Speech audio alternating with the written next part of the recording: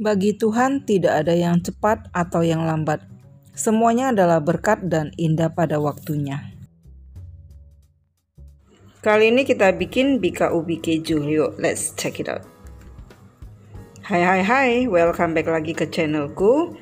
Kali ini aku mau buat lagi bika ubi, tapi bika ubi kali ini aku pakai keju. Jadi bahan-bahannya ada 1 kilo singkong yang sudah diparut. Di Medan itu singkong namanya ubi kayu. Jadi di sini ada singkong atau ubi kayu yang sudah dibuang kulitnya dan juga dibuang tulang tengahnya, dan ini sudah diparut. Jadi kalau kalian mau gampang, kalian bisa minta tukang parut kelapa untuk parutkan singkongnya, atau kalian blender juga bisa. Oke, atau kalian parut juga bisa. Jadi ini tulang tengahnya ini harus dibuang. Nah, di sini ada bahan yang lainnya. Aku pakai gula pasir. Untuk gula pasirnya aku pakai 250 gram. Kalau kalian mau manis kalian bisa tambahin lagi, tapi buat aku cukup. Kemudian ada 4 butir kuning telur. Untuk putih telurnya itu aku nggak ambil, aku ambil kuning telurnya aja. Dan di sini aku pakai 2 sendok makan tepung tapioka. Kemudian 3/4 sendok makan garam. Nah, karena bika ubi ini aku pakai keju, di sini aku pakai keju cheddar. Aku pakai 50 gram, tapi aku bagi 2. Yang setengahnya nanti aku campurkan ke adonan, sisanya aku akan taburkan di atas adonannya nanti. Setelah aku uji coba, lebih enak sih kalau kita tambahkan 3 sendok makan butter cair atau margarin cair. Kemudian di sini ada 500 ml santan kental. Bisa pakai yang fresh ataupun yang instan. Di sini aku pakai loyangnya 18 x 18 x 7 cm yang udah aku alasi dengan baking paper seperti ini, supaya nanti dikeluarkan gampang ya. Sekarang ini kan lagi trennya olahan gluten free ya. Jadi ini adalah salah satu olahan yang gluten free karena nggak menggunakan tepung terigu. Jadi ini olahannya simple banget ya. Masukkan aja 250 gram gula pasirnya ke dalam baskom yang sudah ada singkong yang sudah diparut. Nggak perlu pakai mixer ataupun balon whisk, cukup aja menggunakan spatula, atau kalau nggak punya spatula kalian bisa gunakan sendok biasa saja, atau centongan nasi ya, mungkin centongan nasi atau centongan sayur. Kemudian masukkan 4 butir kuning telur. Jadi putih telurnya itu nggak pakai, jadi pelembutnya ini dari kuning telurnya. Aduk aja sampai rata. Jadi gampang banget ya, gampang banget karena adonan ini lembut banget.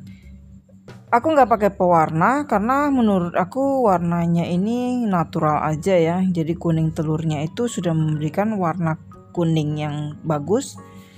Walaupun aku pakai telur ayam biasa ya. Apalagi kalau pakai telur ayam kampung ataupun yang omega 3 ya, itu lebih bagus lagi kuningnya.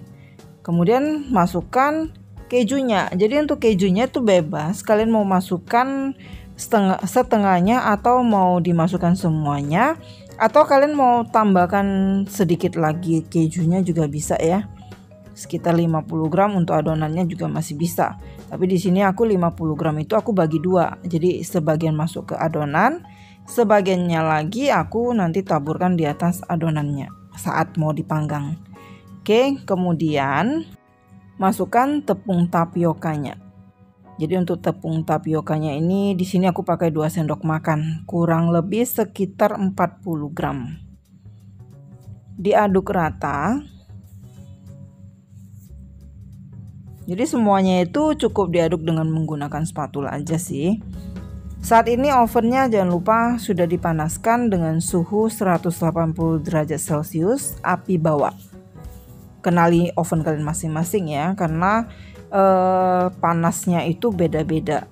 Kemudian karena kita menggunakan santan, jangan lupa tambahkan garam. Jadi untuk garamnya di sini aku pakai 3/4 sendok makan garam supaya gurih dari santannya itu naik. Oke, kemudian diaduk rata garamnya dengan santannya. Jadi ini sebenarnya sih tujuan aku supaya garamnya itu larut, jadi nggak menggumpal di adonan singkongnya. Jadi dia nggak terasa ada termakan garam yang nggak tercampur dengan rata. Kemudian masukkan santannya itu ke dalam adonan singkongnya. Aku pernah buat dengan santan yang aku perbanyak, itu juga hasilnya enak juga. Tapi yang ini juga udah cukup deh. Untuk 500 ml santan kental dengan singkong yang 1 kilo, menurut aku udah pas. Kalau kalian mau sih lebih enaknya ini pakai santan yang fresh. Kalau santan instan ya itu khusus untuk teman-teman kita yang mungkin kesulitan mendapatkan santan fresh ya, mungkin di luar negeri ya, atau mungkin karena mau cepet jadi lebih gampang mau pakai yang instan juga oke-oke aja. Oke, ini diaduk aja rata. Aduk ratanya ini gampang ya, karena ini adonannya ini nggak berat. Oke, kalau udah rata masukkan butter cair atau margarin cair. Jadi ini cukup 3 sendok makan aja, menurut aku udah cukup memberikan kelembapan di bika ubinya nanti setelah dipanggang. Oh iya, untuk panggang bika ubi ini waktunya cukup lama ya. Dengan suhu 180 derajat Celcius api bawah itu waktunya lebih kurang 1 jam 30 sampai 1 jam 45 menit.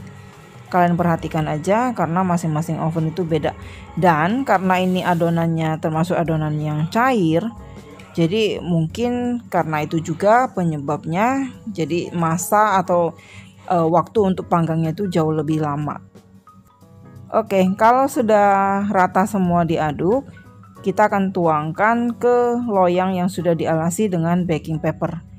Aku nggak oles apa-apa di loyangnya, dan juga kalau kalian nggak ada baking paper, mau gunakan kertas roti biasa itu bisa juga. Oke, kalau sudah dituangkan seperti ini, kalian mau kasihkan taburan untuk bagian atasnya itu dengan keju cheddar yang sudah diparut bisa, atau kalian mungkin mau taburi dengan keju parmesan juga bisa. Oke, ini taburin keju cheddar aja deh aku ya. Aku pakai itu aja.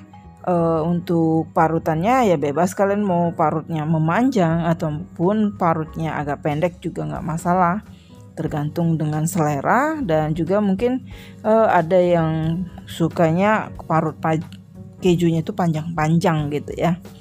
Oke, ini aku akan kembali lagi setelah aku panggang sampai matang. Jadi jangan khawatir ya dengan lamanya masa panggangnya, memang karena adonan cair jadi waktu panggangnya itu bisa memang lebih lama. Oke, jadi ini sudah masuk ke dalam oven.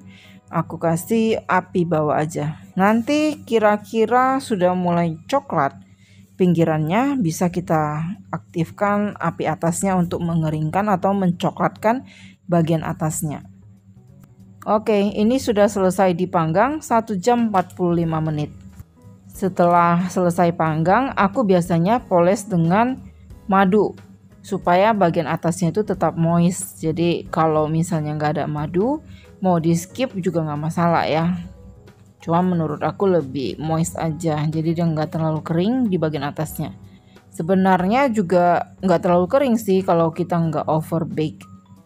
Oke, ini jangan dikeluarkan dulu dari loyangnya, biarkan dulu sampai dia benar-benar dingin. Jadi lebih kurang sekitar 1-2 jam udah bisa dikeluarin. Kalau misalnya buatnya malam, kalau pagi baru dikeluarkan dari loyangnya itu juga nggak masalah. Oke, be right back ya. Nah, kalau udah dingin, kalau mau keluarkan diseset aja pinggirannya dengan menggunakan pisau. Pastikan nggak ada yang lengket lagi di pinggiran loyangnya. Biasanya sih kalau matangnya cukup, dia akan melepaskan diri sendiri dari pinggiran loyangnya. Oke, kalau sudah seperti ini kita balikkan aja. Jadi gampang ya dikeluarkan dan gampang juga disobek kertasnya. Oke, balikkan lagi. Oke, aku akan potong dan kita akan lihat tekstur di dalamnya seperti apa. Pastikan sampai dia udah dingin baru dipotong supaya nggak lengket, dan gunakan pisau yang tajam. Yuk kita lihat isinya. Bagian dalamnya ini halus banget ya, enak, wangi. Dan buat kalian yang baru nemu channelku, jangan lupa diklik tombol subscribe dan juga tombol loncengnya ya, supaya setiap ada videoku yang terbaru kalian bisa dapat notifikasinya. Siapa tahu yang aku sharekan boleh bermanfaat buat kalian. Oke, thank you juga buat yang sudah support aku selama ini.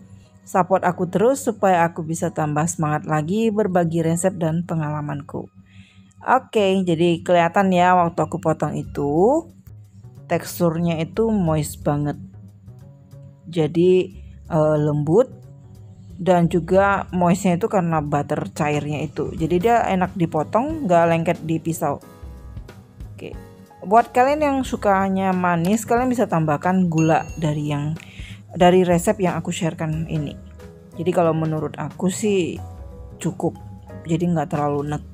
Ini enak banget kalau makannya itu bareng dengan kopi. Oke, jadi kalian wajib ya coba buat bika Ambon ini enak banget. Jangan sampai kalian gak buat ya. Kalau udah buat jangan lupa di post ke Facebook tag Erlinali atau ke Instagram colek aku ya, VDL_momscake.